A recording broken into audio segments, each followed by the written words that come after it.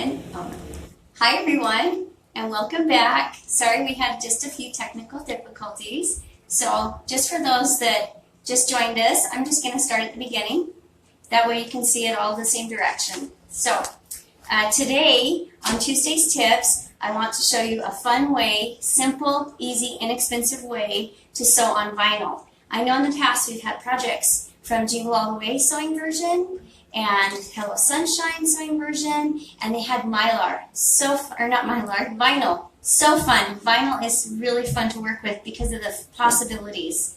I know a lot of you filled some fun jars or mason jars on the Hello Sunshine quilt with different items. So this was just a tip that I have learned along the way. It's great for working on vinyl because I know a lot of times your presser foot wants to stick to the vinyl and it twists it and it's harder to stitch on. So this trick is for you if that's been your issue.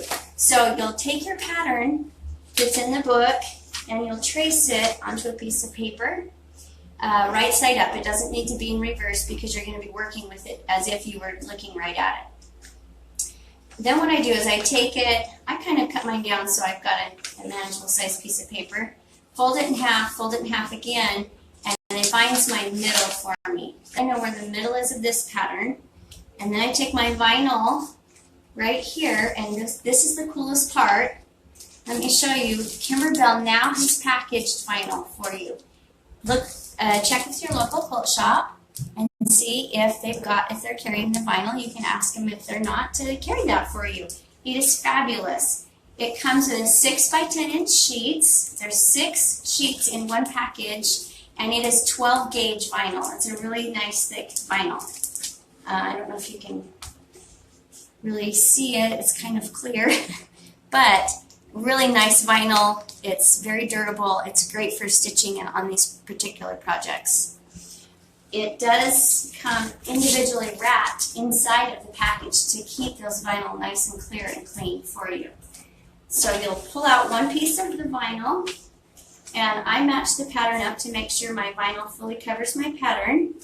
Next, I fold my fabric in half and mark it right here on the side. And then I'm going to fold it the other way, and I mark it with a pin. I don't know if you can see the pin heads there and there. Then I know where my crosshairs are. And then I just lay my vinyl piece down with the paper on top of it, and I know it's centered. And then I simply pin it into place. If you have a lightweight paper, I recommend a lightweight paper. I would not recommend as heavy of a paper as you can. For those of you who have paper pieced before, it's very similar to that. You're going to be tearing the paper away. So if you have a special tracing paper, that's great. You can use that too. Anything that will tear away from your stitches is perfect. And then I pin it in place. Now, when you start on one side of the jar at the top, but don't seal the jar shut yet. You're just going to stitch the outline on just the bottom part of the jar. Don't stitch the top part shut just yet. So we're going to move over here to the sewing machine. I like to use a 1.5 length, and it's simply you sew right on the line.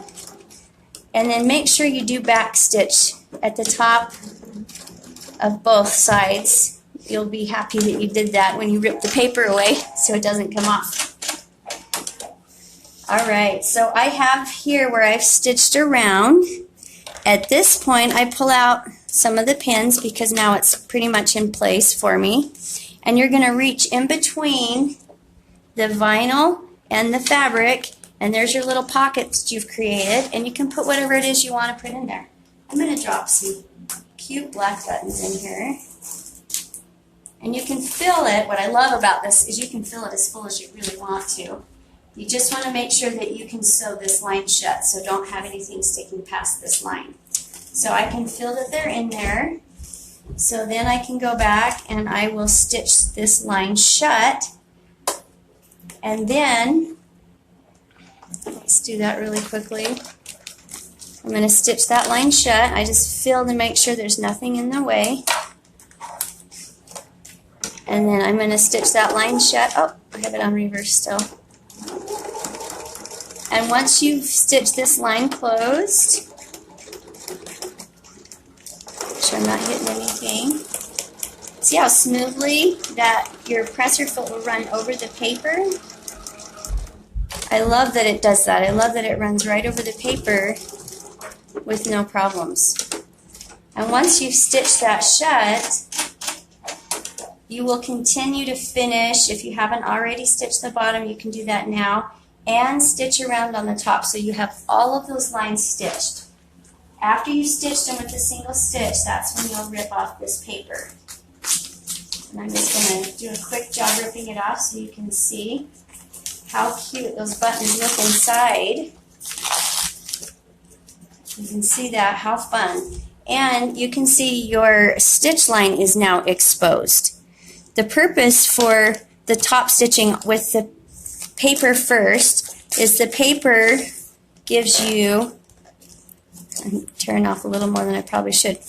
The paper keeps your presser foot from dragging or twisting this vinyl so it stays put right where you want it. Once it's in place, it's okay to tear off the paper, and once you've torn the paper off, you simply go back, and here's the grand finale right here. You simply go back and you can blanket stitch around the outside edge and then trim the vinyl. And it doesn't stick to the vinyl because it's already tacked down. Your vinyl's not going to twist and move on you. So that was the purpose of the paper, just to help you get that tacked down and in the right position that you want it to be in. And have fun. Look how fun that is. These are just filled up with several different things. You can fill it up with buttons. You can do a blanket stitch. You could do whatever stitch you wanted around the outside edge. And that is all for today. I hope that you can use this on your Hello Sunshine, mason jars, or any upcoming projects that we may have for you.